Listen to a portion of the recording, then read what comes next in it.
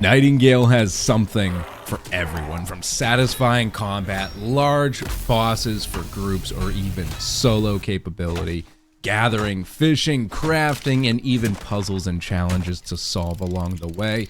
I have been fortunate enough to work with Inflection for the better half of a year and a half now, and I'm finally very excited to share with you all what I believe will be the best open world survival of the year, and it just has something for everyone. We have a lot of Nightingale content coming, so make sure you scroll down, subscribe, so you don't miss a beat. We're going to start off with an incredibly robust character creation screen, and I think it has one of my favorite things I've seen, and this is going to be really great for all the people who like role-playing out there, and that's the ancestry system. You can select your lineage and create your parents, your grandparents, and then base your looks based off of them, and you can create that whole system and really create yourself a backstory. So for role players, absolutely huge. For those of you who don't care too much about the character creation, we got a couple presets made for you, and you can utilize that to get your characters quickly created, get yourself in the game. But otherwise, for those who really enjoy it, you could spend a nice 10-15 minutes in here making yourself the perfect character. Let my words steer your steps. As far as open world survival crafters go, it's usually a hard start for new players because it's a very niche topic, and if you don't have experience in it, a lot of players will have a hard time. However, that's not the case in Nightingale. Nightingale actually has probably one of the best tutorials I've seen for an open world survival. It's going to start us off giving us background into the story because there's good lore in this game, and then it's actually going to teach you about how to go through the realms, through these portals, how to do your basic survival crafting, make a campfire, find some food, cook some food. Here's how you use the crafting system, make a couple tools, go use said tools, and, you know, continue moving through the realms. It's going to show you what the forest, the desert, and even the swamp looks like, and you're going to get to see the ailments and the elements of these types of realms, as well as some of the creatures that may be inside there. Now, don't be confused too.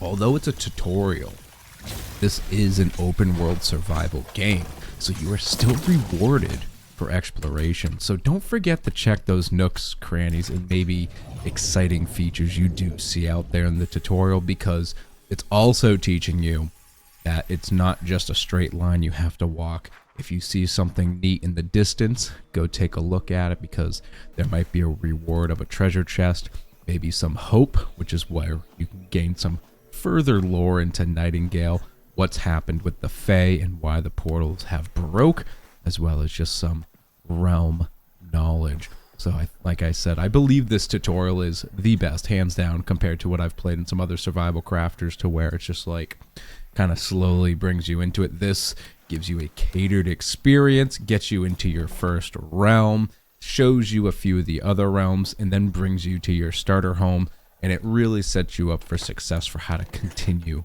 to progress. After completing the tutorial, we are going to be sent to a forest abeyance realm to start our own respite, which is basically your home. That is going to be your realm to build in. You can invite your friends into it by building a specific type of realm card and handing them out like it's a business card, and that'll allow them to come into your worlds. However, it's going to start us off, give us some great walkthroughs about how to get our gear score up. Gear score is very important in this because that is going to be our basis of content progression. What level we need to be to move past certain content because of creature levels per our gear score, etc. So you're going to follow those quest lines, but basically we're going to start off in our realm, and we're going to do what we do in every survival crafter, right? We're going to hit the ground running with some mining. We're going to be doing some lumberjacking, getting stones, getting ores, getting twigs and lumber.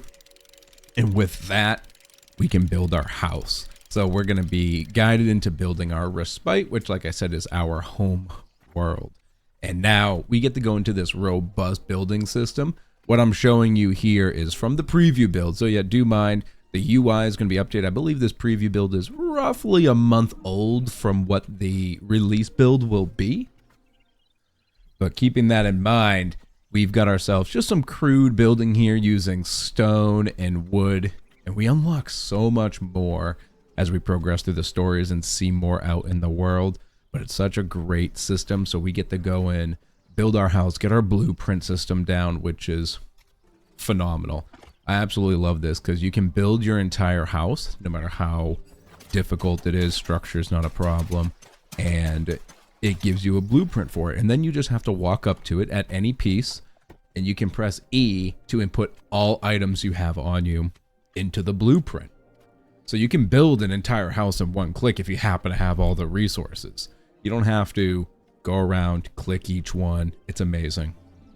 I could build in this game all day, so make sure you subscribe because we will be doing some amazing builds. And this is why I say there's something for everyone in this game. For our builders, you are going to be able to make homes in various realms. You can have a swamp house. You can get these like dedicated sceneries and make them your respite. You can only have one respite, but you can cater your builds to what you want to do and set up new process in the worlds. And I think that's just huge. And there's going to be so many great aesthetics to work towards those goals.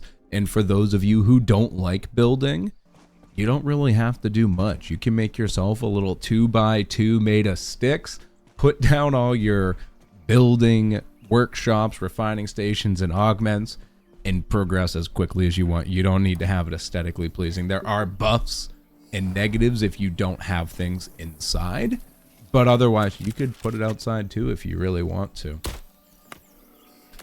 For my gatherers and crafters out there, there's so many items in this game and I love it. You know, you go and kill a boar, you're gonna get prey meat, bones, and hide. And I say prey specifically because that is a modifier, right? You go kill a wolf, you'll get predator bones, predator meat, predator hides, and those will have slightly different modifiers as well. So you can really cater your gear based off of items you get, which is the same for ore. So you go out there, get your mining on, get your peaceful mode in, watch a YouTube video, you know, like ShabbyDoo, and get mining. Get out there, lumberjack, and there's different types of woods, variations, tiers. It's all the same. The crafting system in this is very in-depth, and it can be simple as well because you can use any type of property. So if you need an ingot, then you just need an ingot. It can be tin. It can be, you know, a chilling metal. I don't want to give all the answers away, right? But you can use all the different variations, and it's amazing. And you can create some specialized gear. You can give yourself, you know, resistances to ailments and elements in your armor, and you can have gear catered towards maybe a swamp or towards a desert to be getting rid of the heat and be succumbing less to that. For my adventurers out there, there are so many quests out in the world. All you have to do is go out, craft some quick cards. You can head into the forest next, which is where the quest line will take you, and you'll learn about the Fae Towers, which have some puzzles in there, and that give you insight into the world. And then there's various other activities out there. For instance, defending. You have to defend structures and help NPCs. You have to stop wave of enemies. You can even take it down a different route. There's bastions of intellect out there, which have little puzzles to them.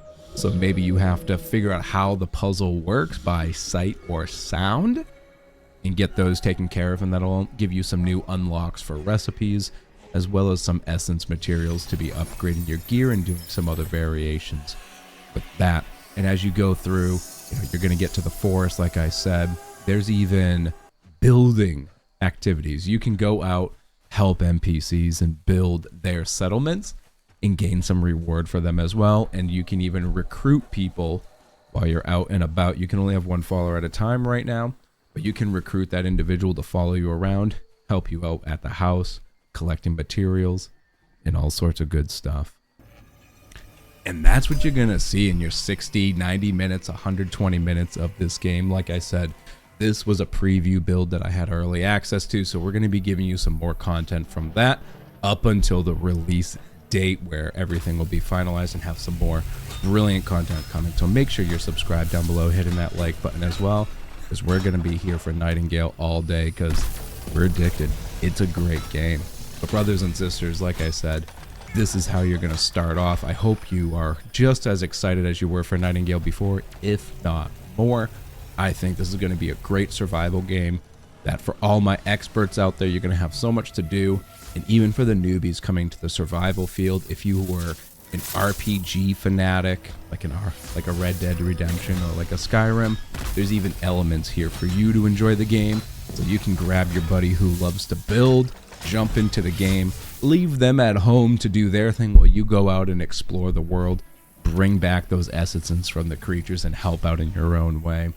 Everyone can play a factor in this, from building the base, crafting, gathering, and you can play with your friends, and I think that's great. Or all content is soloable as well. So even for those individuals out there like myself who are solo masters, you're not going to be hindered because you're solo. You can still make yourselves through the content. But brothers and sisters, like I said, I wanted to give you a preview of what your first look into Nightingale will be like when you start up. If you enjoyed this, like I said, please hit that like button down below. We'll be back for plenty more content, so be subscribed. But brothers and sisters, until next time, stay shabby.